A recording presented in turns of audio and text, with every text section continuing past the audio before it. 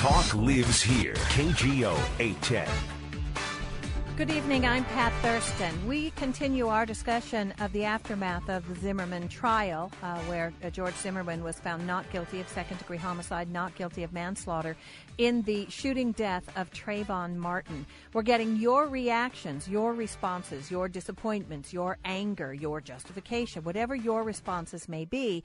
And we're also getting some expert opinion about what happened during this trial. We spoke with Peter Keene in the last hour, and right now we're joined by Mari Fagel. Mari is, she's also known as Your Legal Lady. She's a reporter, a host, and analyst dedicated to covering headline legal news. She's a regular contributor to HuffPo, Yahoo News.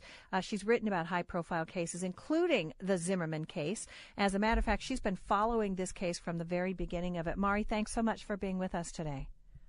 Thank you for having me. I am delighted, and your phone sounds really good. just so the last time we talked, we had problems with the phones.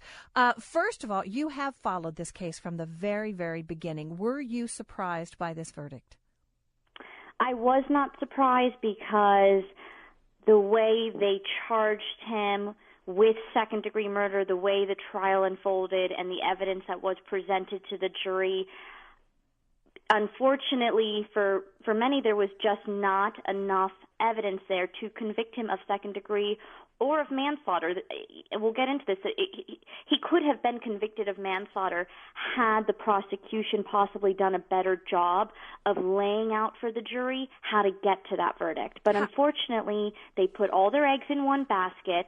They focused on second degree, which is a very high bar to reach a depraved mind and ill will, and I think it was a short-sighted decision in the end. If they had instead charged him with manslaughter and focused on getting a conviction of manslaughter, what would they have done differently that could have gotten them a conviction?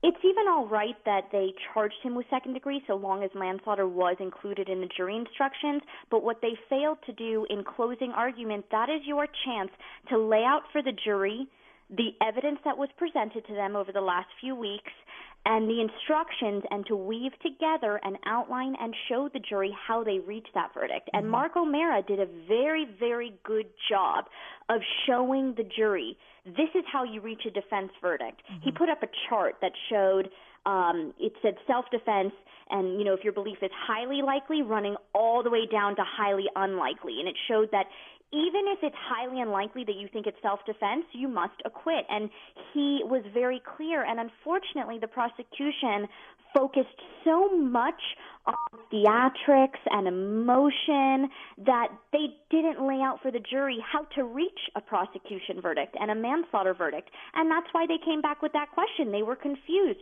They wanted to know how to get to manslaughter. And when you leave it to the jury to figure out for themselves, oftentimes they don't connect those dots. And then they ended up abandoning that question. And the second I knew they abandoned that question, that's when I knew it was a defense verdict. No kidding. Well, let me ask you this. The makeup of the jury, we had all women. Do you think that one of the reasons the prosecution took that tact in their closing arguments was because they thought they would reach women more with emotion and smarty pants assertions instead of putting it together in a logical way that, you could look at and you could deduce that this was indeed a manslaughter charge? I think they appealed to emotion because they knew that they didn't have the evidence there. Unfortunately, there are two reasonable interpretations of what happened that night. They cannot say definitively what happened that night, and so they appealed to emotions, hoping that that may lead certain jurors, mothers especially, to believe their version of events beyond a reasonable doubt. But there were two different interpretations of what happened, and that you cannot find that something happened beyond a reasonable doubt. Tell me what you think of the makeup of the jury and how much that meant toward this finding, or do you think it didn't really matter, that the prosecution just didn't meet its burden and a jury, no matter what their faces looked like, would have all come to this conclusion?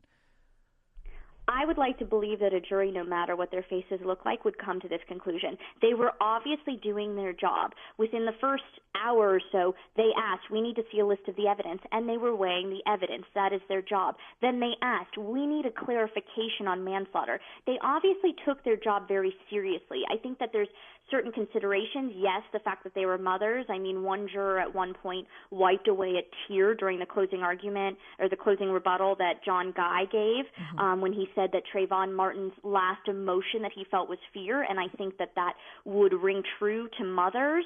But they, again, the prosecution just didn't lay it out, and I just do not think that the fact that it was 5 white jurors, I do not think that that made a difference in the end.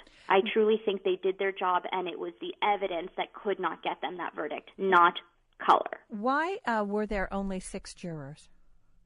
Because it's not a capital punishment case. If the death penalty was on the table, then they have the option to have 12 jurors, like there was in Casey Anthony, but he was not facing the death penalty. And in Florida, it's one of only Florida and Connecticut in such high second-degree murder cases can you do just with 6 jurors. Huh. I think all of us have wondered about that because it seems like such a small group of people on such an enormous case, such a widely watched case. We would have thought that there would have been more. One other thing, Mari, we've spoken about this before, but I'd like you to talk a little bit to it. The way the case was brought in the first place, where they chose to go for second-degree murder. Did they really? I mean, at the time they announced that, I was on the radio. I remember saying, well, do they have evidence they haven't let us know about? Because it just seemed ridiculous to think that they would be able to prove such a case as that. There are some people now who are speculating that they charged second-degree murder because they thought they should do something, but they knew they were going to lose if they charged second-degree murder. Do you buy into that conspiracy idea? I don't think they went in knowing they were going to lose. I think there was a lot of pressure on Angela Corey to charge him. This case, I do believe that the only reason he was ever even charged in the first place was because there was a firestorm in the media and in the public. And I think that she felt that charging him with second degree was a safer option in the end because you might as well reach for the higher charge, knowing that you can include lesser charges in the end, which is what we saw here. But I believe that the prosecution made a mistake in not including even lesser charges and giving the jury more options. They had aggravated assault on the table at one point, and then the prosecution decided to give up. Even stalking would have been something, because I know this is a jury of mothers. Something happened that night. They want to hold someone accountable for the death of this teenager, but they could not. There was not enough evidence to get manslaughter or second-degree murder in their mind, but there may have been for a lesser charge of aggravated assault or of stalking, and that may not mean as much justice to Trayvon Martin's family, but at least it would be a conviction in some sense of the word. Mari, I thank you so much for joining us. It's important to get this insight, and I appreciate the analysis that you do on these important legal issues that are in the headlines. And for our listeners, you can follow Mari at yourlegallady.com, yourlegallady.com. Back to your telephone calls when we return, 808-0810.